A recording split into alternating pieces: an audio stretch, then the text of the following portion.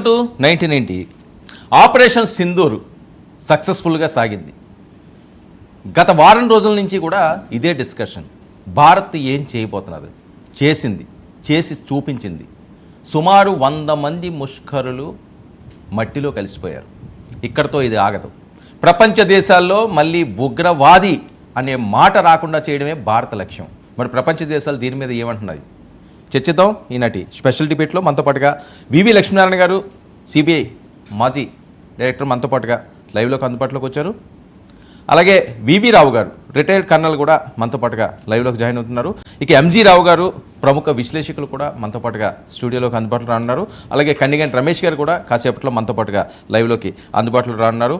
ముందుగా రావు గారు version, JD గారు వెర్షన్ తీసుకుందాం. జేడీ గారు నమస్తే సార్. ఆపరేషన్ సింధూర్ గత కొన్ని రోజులుగా ఇదే డిస్కషన్ ప్రపంచ దేశాల్లో. భారత్ ఏం చేయబోతుందో చెప్పినట్టేనా డైరెక్ట్గా పాకిస్తాన్కి ఇది మా సత్తా అని? ఇది ఆరంభం. మీరు అన్నట్టు వారు అన్నారు ఇది ఒక ఆరంభం అంతే, ఫేజ్ 1 అన్నారు. సో ఫేజ్ 1 అంటే ముఖ్యంగా మనం చూసుకోవాల్సింది ఇంకా ఫేజెస్ ఉన్నాయని అర్థం చేసుకోవాలి వారు. సో ఈ విధంగా 9 స్థావరాల్లో 5 పాక్ ఆక్యుపైడ్ కాశ్మీర్ లో, 4 పాకిస్తాన్ దేశంలో భూభాగంలో వెళ్లి ఈ విధంగా స్ట్రైక్స్ చేయడం అన్నది చాలా ప్రధానమైన అంశం.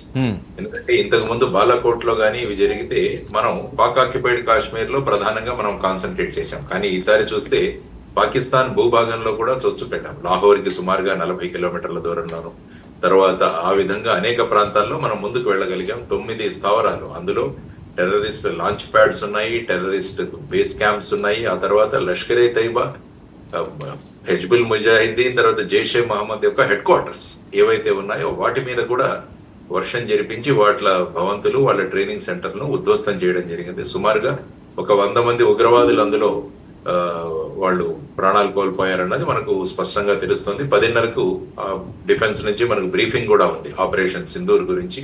దానిలో కొన్ని డీటెయిల్స్ అన్ని కూడా మనకు తెలియబోతున్నాయి.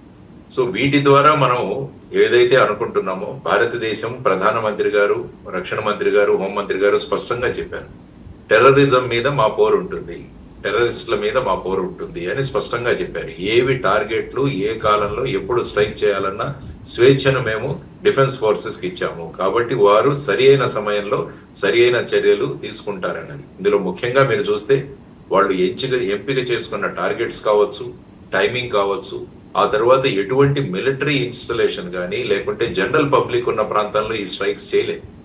వాళ్ళు ప్రధానంగా చేసింది ఏంటంటే టెర్రరిస్ట్ స్థావరాల మీద వాళ్ళు చర్యలు తీసుకున్నారు. అంటే ఏమవుతుందంటే మనం సర్వసాధారణ ప్రాంతంలోకి వెళ్ళి ఈ విధంగా మనం చర్యలు తీసుకుంటే ఏమవుతుందంటే వాళ్ళు ఏమంటారు, మళ్ళా సానుభూతి ఫ్యాక్టర్ ఒకటి తీస్తారు. ఆ పౌరులు చంపేశారు, ఆ విధమైన భావనలతో మళ్ళా అంతర్జాతీయంగా వాళ్ళు వెళ్ళి అక్కడ సానుభూతి తీసుకోవడానికి ప్రయత్నిస్తారు. కాబట్టి వీటన్నిటిని కూడా దృష్టిలో ఉంచుకొని భారతదేశం ఆపరేషన్ సింధూర్ పేరుతో చేసిన ఫేజ్ 1 ఆపరేషన్స్ సక్సెస్ఫుల్, డెఫినెట్ గా ఒక ఇంపాక్ట్ క్రియేట్ చేసే ప్రపంచ దేశాలు కూడా భారతదేశం తీసుకున్న చర్యలను సమర్థిస్తున్నాయి. ఇజ్రాయెల్ కావచ్చు, యునైటెడ్ స్టేట్స్ కావచ్చు, వీరందరూ కూడా భారతదేశం టెర్రరిజం విరుద్ధంగా చర్యలు తీసుకుంటోంది అన్నది మనం సుస్పష్టంగా ప్రపంచానికి చెప్పగలిగాం. అది ఒక ప్రారంభంలో ఒక మంచి చర్య అని నేను అనుకుంటున్నాను. భారతదేశ త్రివిధ దళాలకి వారిని పూర్తిగా స్వేచ్ఛనిచ్చిన ప్రధానమంత్రి గారిని కూడా మనం అభినందించాలి ఈ సందర్భం. సార్ జేడీ గారు, ఒక్క విషయం ఇక్కడ, జైషే మహమ్మద్ అవనియండి, లష్కరే తోయిబా, అలాగే హిజ్బుల్ ముజాహిద్దీన్ ఈ స్థావరాల మీద ప్రధానంగా అటాక్ చేశారని ఇప్పుడు వరకు మనకు వస్తున్న ఇన్పుట్స్. అంటే అంత పక్కాగా ఏదైతే ఆ ప్రాంతం ఉందో, ఏదైతే వీళ్ళ స్థావరాలు ఉన్నాయో అక్కడికి వెళ్ళి కొట్టే అంత టెక్నాలజీ ఏ రకంగా భారత్లో ఉంది అన్నది చాలా మందిలో ఉన్న అనుమానాలు. ఎందుకంటే మీరు చెప్పినట్లుగా ఒక్క సివిలియన్ కూడా అక్కడ ఏమీ జరగలేదు, కేవలం ఉగ్ర స్థావరాల మీదే అటాక్ చేసిందని. మన ఎయిర్ స్పేస్ కూడా వాళ్ళు పూర్తి స్థాయిలో పాకిస్తాన్ ఎయిర్ స్పేస్లోకి అసలు భారత్ ఎంటర్ అవ్వకూడదని వాళ్ళు ముందుగానే దాన్ని క్లోజ్ చేయడం జరిగింది. ఈ టైంలో పాకిస్తాన్ మీద జరిగిన ఈ దాన్ని ఏ రకంగా అనుకోవచ్చు?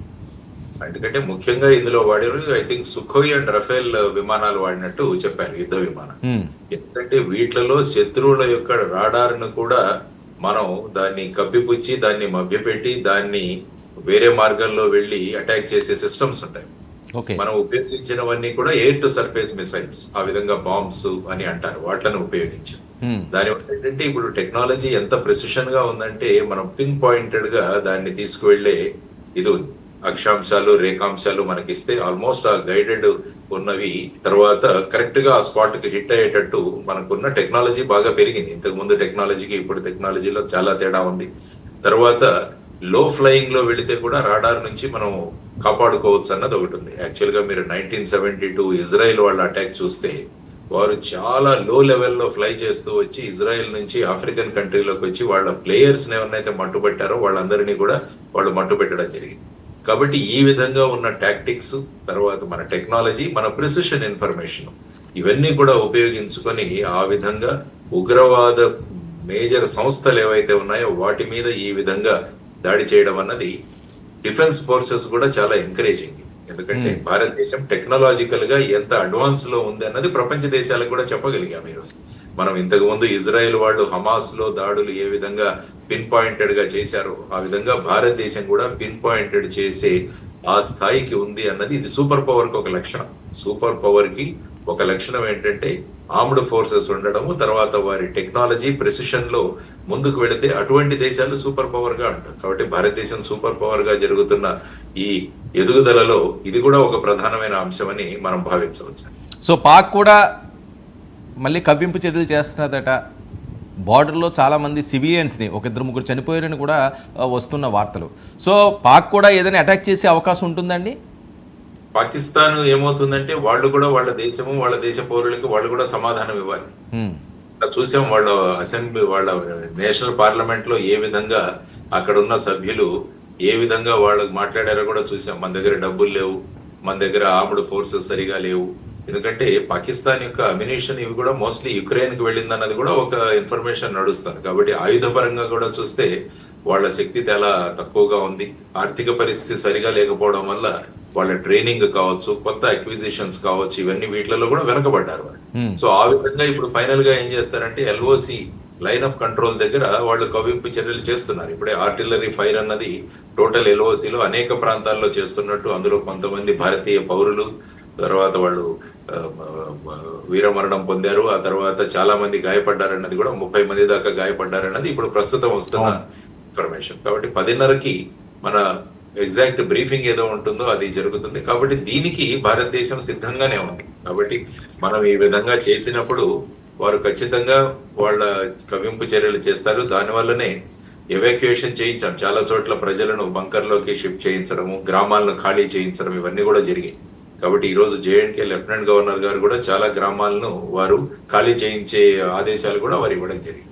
సో ఇటువంటి చర్యల్లో అటు ప్రతి చర్యలు కూడా ఉంటాయి, దానికి సిద్ధంగా ఉండాలి. ఇవాళ భారతదేశం అంతా కూడా సుమారుగా 259 జిల్లాల్లో సివిల్ డిఫెన్స్ డ్రిల్స్ కూడా ఈరోజు చేస్తున్నాం, మాక్ డ్రిల్స్ అన్నవి. అంటే కేసు ఏదైనా ప్రమాదం వస్తే మనల్ని మనం ఏ విధంగా కాపాడుకోవాలి. లక్ష్మణ్ గారు ఇప్పుడు ఆ డ్రిల్స్ ఏవైతే ఉన్నదో దాన్ని క్యాన్సిల్ చేశారండి ఈ రోజు. మరి ఈ ఇష్యూ ఉన్నది. ఓకే, మేబీ ఈ సంఘటన వల్ల వాళ్ళ రిప్లైస్ వస్తాయి, మేబీ లేటెస్ట్ డెవలప్మెంట్ అవ్వచ్చు. అదర్వైజ్ ఈ రోజు ఈ 259 జిల్లాల్లో డ్రిల్స్ చేయాలని అనుకున్నారు. మరి ఈ ఆపరేషన్ సింధూర్ దాన్ని పరిగణలోకి తీసుకొని దీన్ని మళ్ళా ఎప్పుడైనా పోస్ట్పోన్ చేస్తారు. యాక్చువల్ గా ఈ డ్రిల్స్ అన్నవి మనం పాఠ్యాంశాలుగానే ఇంట్రడ్యూస్ చేయాలి స్కూల్స్ లో, కాలేజెస్ లో. తర్వాత సివిల్ డ్రిల్స్ కూడా నేర్పిస్తూ ఉండాలి. ఇవన్నీ ఒక జీవితంలో ఒక భాగస్వామ్యంగా చేసుకోవాలి. అది కూడా ఉపయోగపడుతుంది అన్నది నా అభిప్రాయం. ఓకే, కల్నల్ గారు, ఆపరేషన్ సింధూర్ ఏం చెప్తారు?